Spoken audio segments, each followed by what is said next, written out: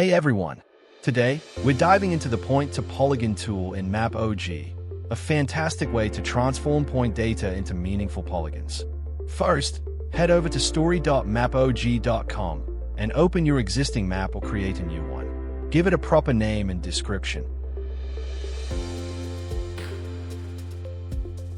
I've already added a dataset of tree planting locations, and I want to group them into zones.